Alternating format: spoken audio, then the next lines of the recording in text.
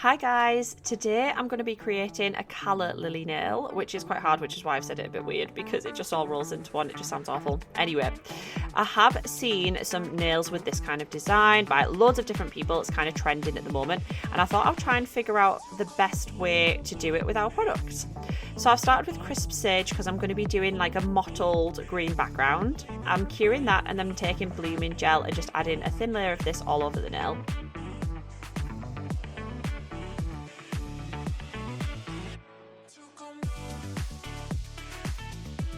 I'm leaving that uncured and I'm just taking some Whimsical, which is a very, very light kind of minty green, and I'm just dotting that around the nail and letting it spread out.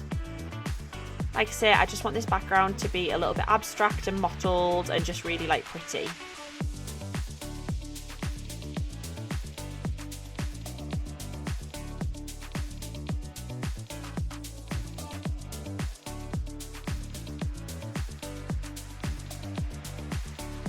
I've popped that into cure, and then I'm just taking some of this emerald pigment, and this one's like an iridescent pigment, so you can see it like glows like a bluey emeraldy colour, and I'm just dabbing this on top. I'm not going to rub this in all over the nail, I'm literally just going to dab it in sections because I don't want it all to be all iridescent. Next, I'm just going to take Ultra Matte Coat and add a layer of this, and this will just protect the nail and also give me a matte base because I'm adding on some 3D gel and it just sticks a little bit better to this than top coat.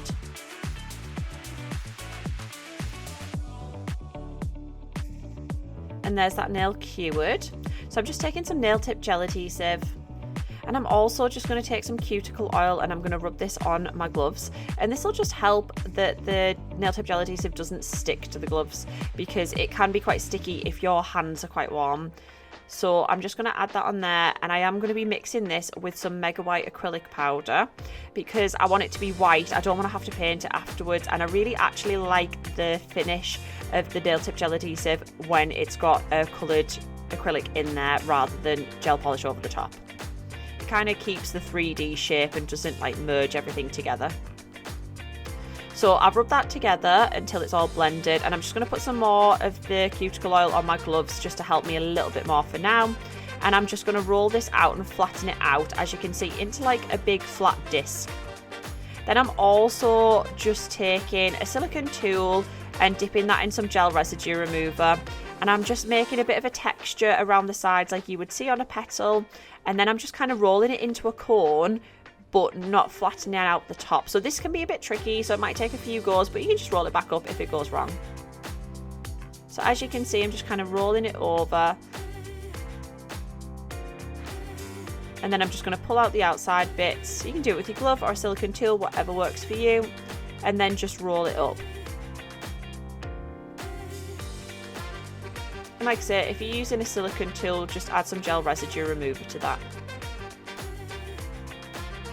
And I am just going to stick it in the lamp on my glove because I'm happy with the shape and I don't want to mess with it too much. So I'm just going to get it where I want it to be and just stick it in the lamp.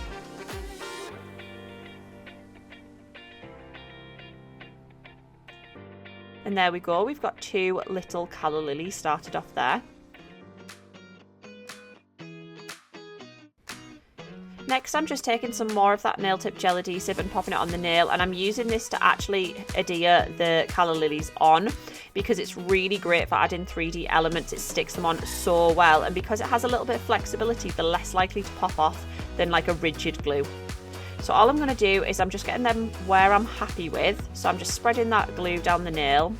I'm going to pop that other Calla lily on, and then I'm just going to kind of remove any excess so there's no like 3D clear bumps around it, and it works really well with using one of our silicone tools and just kind of scraping it back off.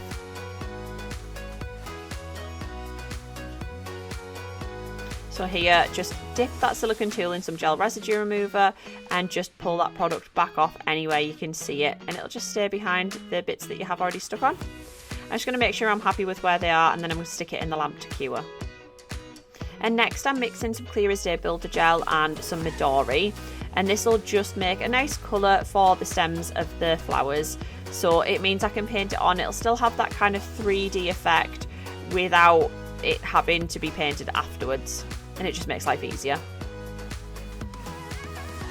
I'm just going to mix this around about 1:1. It will still be quite runny, so I will have to work quite quickly and cure it to make sure that it doesn't spread everywhere. Just make sure that's well mixed together before you go in. I'm using a fine detail brush to do this. I'm kind of tucking this behind the flower because it's sitting off the nail a little bit and kind of filling in the gap where it joins. I'm just going up the flower just a little bit, as you would see with the leaves that kind of join with the flower. And it did go a little bit thick because I wasn't quick enough, so I'm just going in with that tiny brush and wiping it back off.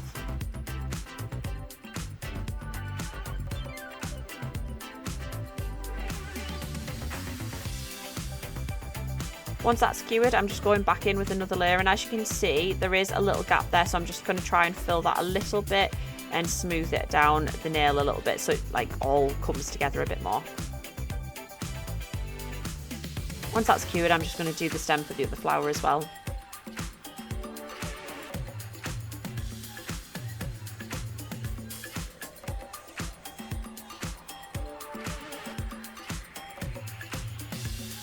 And just doing a second layer of that as well.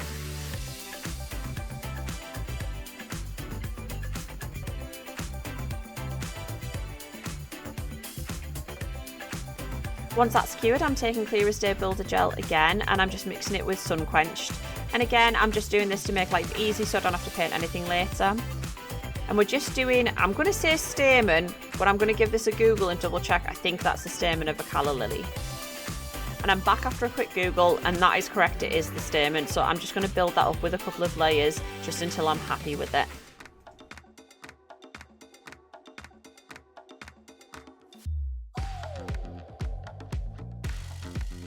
And like I say, just cure in between because it will kind of shift around the nail if you're not quick enough.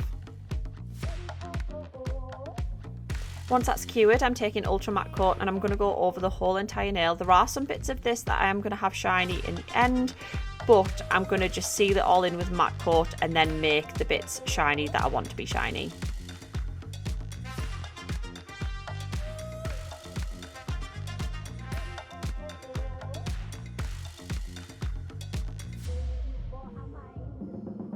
And I'm just making sure that I don't let that pool anywhere. And once that's cured, we're all done. I'm pretty happy with how these turned out, and it's quite a simple way of doing them. It can be a little bit fiddly, so you might have to take a second to get used to it, but I think it's quite effective. Let us know what you think down below, and we'll see you next time, guys. Bye.